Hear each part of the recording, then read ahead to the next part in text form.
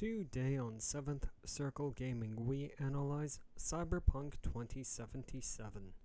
And we begin, as we always do here, with full disclosure. For everyone that's interested, go ahead and pause the video now. Everyone else, let's go on and look at the first screenshot. In our first screenshot for today, what we're going to do is we're going to share with you what the overworld map for the game looks like. And admittedly, it is quite large, with a lot of activities for players to engage in. Now then, let's take a closer look at the world of Cyberpunk 2077. The world of the game is rendered in a very realistic and relatable, yet science fiction enhanced version of a major city. It could be anywhere in the world, really. Now then, onto the user interface, which is centered at the top right and the bottom left-hand corner of the screen. At the top right-hand corner of our screen, we can see the mini-map, as well as a mission indicator. At the bottom left-hand corner of our screen are various inventory items and abilities and cooldown timers, as well as an additional menu. At the very bottom right-hand corner, we have various other indicators, but players aren't really going to be looking at that as they play through the game.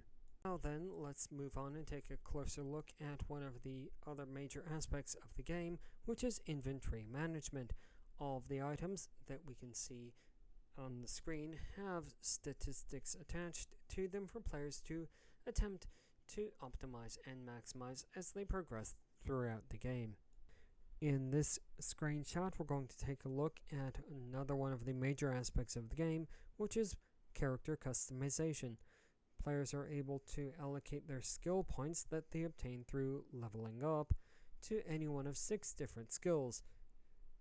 Players can click on any one of those different skills, or using their gamepad, click on any one of those skills and purchase perks that will do things like reduce reload time, or increase the damage dealt by any particular weapon, or reduce cooldown timers.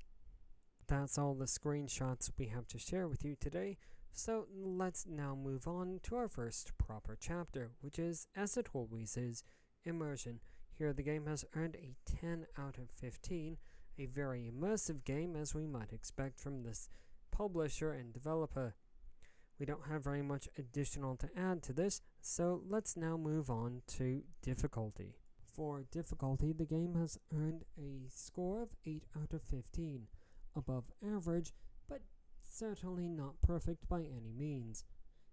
As we saw in our earlier screenshot, the user interface is pretty minimalistic, although there are some additional menus that players will need to access throughout the game that will make the user interface significantly more complicated to navigate.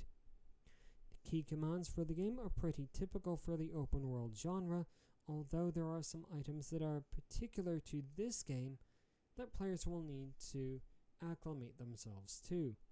Difficulty settings for the game are pretty minimalistic and there are no modifications available. However, there are a couple of items in the settings menu and character customization options that will make the game more challenging or easier depending on what the player chooses. In our evaluation sessions, we did find that there were some issues related to cover concealment, sight lines, and other in-game objects that may artificially increase the difficulty of the game above what those settings might otherwise indicate. In our evaluation sessions, we also discovered that a gamepad or controller is perfectly functional, although we did find that utilizing a mouse and keyboard made those actions quicker and easier to complete. For lasting appeal, the game has earned a very average score of 7.5 out of 15. We don't have any additional notes to add here, so we will instead move on and compile everything into the overall score. Overall, the game has earned a score of 8.5 out of 15, roughly a 6 out of 10.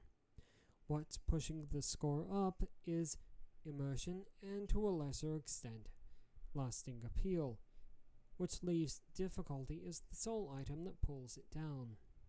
And now onto some highly subjective statements, so please have your salt handy.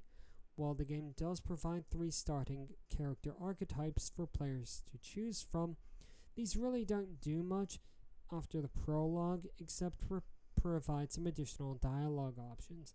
It is entirely possible that there's an optimal build to play through the game with, although what that is, we haven't necessarily uncovered in any of our evaluation sessions. We will just add here one final note that the game world is very large, and while there is a fast travel system, it isn't very convenient, which means players will need to spend a significant amount of time moving from point to point. The game also is very much an adult game with adult humor, even if it does have censorship options.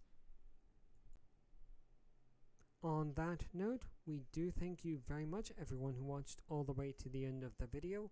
We look forward to seeing you on the next one, do all the other YouTube things, and from 7th Circle Gaming,